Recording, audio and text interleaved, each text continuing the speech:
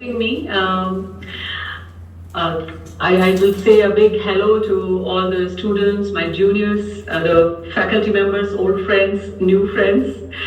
Um, I think I would like to speak in English because Amar told me that Sir Farid's family is also here.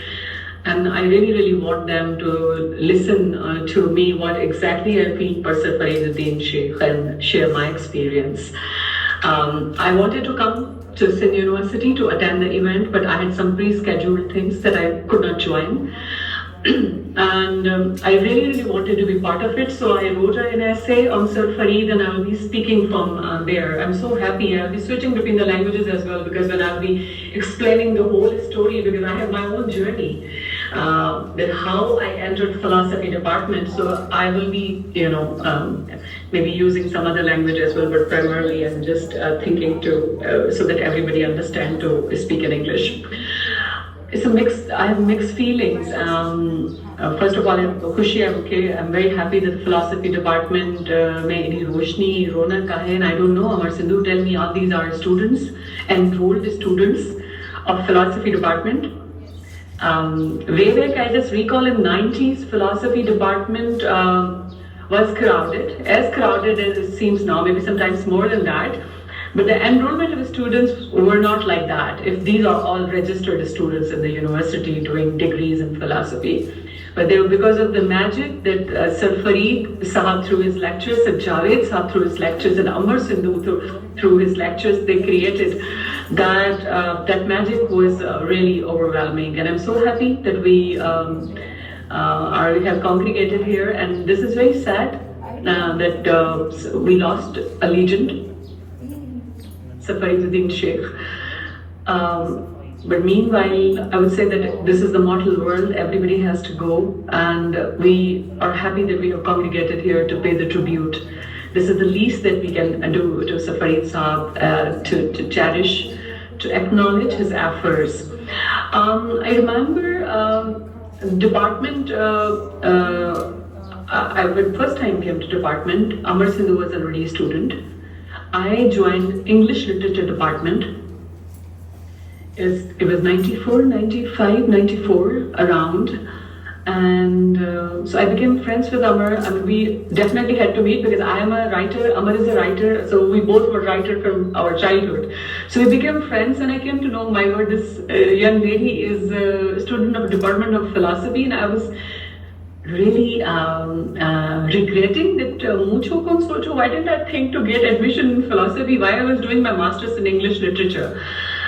So I started attending classes of philosophy department with Amar Sindhu, and then, so Farid used to teach at that time history of philosophy, but then he also later on taught us epistemology, in the advanced form, then later Sir Javed taught us, but then he started that, the concepts of metaphysics, ontology, and philosophy of psychology, philosophy of art, philosophy of science. So all the scholars he began teaching. So initial first 2-3 lectures, I was really shocked. I used to think that he keda manu and what kind of people they are, what are they thinking, what are the ideas they are discussing, the Milesian school, the Eleatics, and slowly, gradually we were going to Socratic philosophy and Plato and Aristotle. Everything was completely strange for me. So then I began comparing philosophy department and English literature department. English literature department, some of them started doing that because then I realized, because being a student of literature since beginning, because I was a short story writer when I was 13 years old. I used to get published with other senior writers. So for me, literature was nothing kind of, a struggle to study, something new to learn from. So philosophy had everything that I did not know at all. They were telling everything that I never discussed before. So then I began comparing. And then I saw the attitudes of the teachers. The philosophy teachers were more mentoring. They were more friendly. There was no concept of, snubbing students and anger and all that. And I began feeling that I was at a very wrong place when I was in English literature. So I decided to leave the department. And Sir Farid's lectures, I would say that they created really magic on me. After that, I mean, for a while, I will just tell about his lectures as well. But I want to tell this story because Amar was completely unhappy that I leave the department. Everybody was unhappy. I didn't tell my family. I was hardly 20 years old.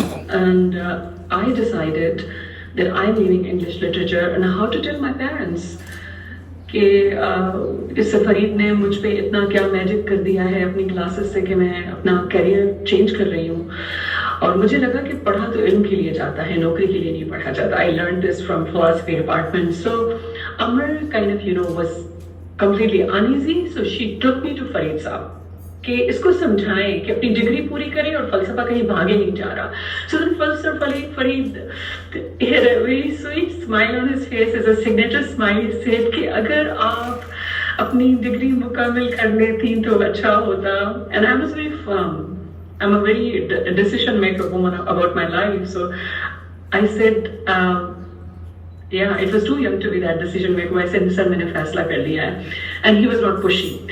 However, still kind of hopeful that she might convince me to complete the degree. Then she asked Sir Javed. He said the same. I said, "No, sahi I'll vote कर this." And other friends and the Mir as well. Then Mir said that okay, I finished my engineering degree, so you can finish that. But I said no, you are different, I'm different. So I didn't listen to anybody, and there, I mean, my journey started.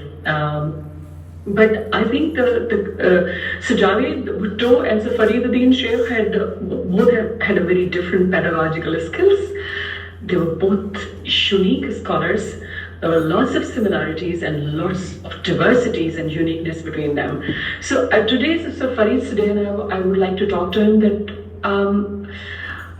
his art of articulation, his pedagogical skills, his storytelling, it was matchless. And so I just realized when he was introducing us to different concepts, we were completely new people, and then I was used to a mechanical syllabus where then you have to do ratta and cramming this stuff and fill the examination sheets. But here it was completely different, and then he taught us history of philosophy, as I told you. He taught us epistemology, metaphysics, and philosophy of science. And he would, I would say, for example, he would just when teach philosophy, he used to do the technique of storytelling.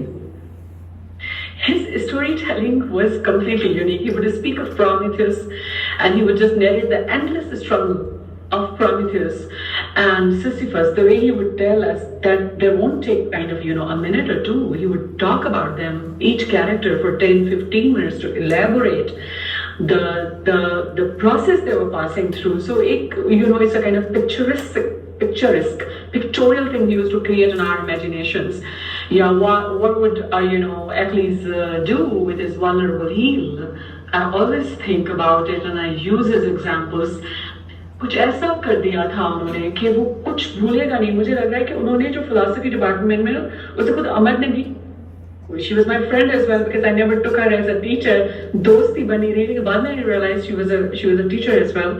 So Amar and then Sir Farid and Sir Javed, the way they something cultivated in us, it is part of the existence.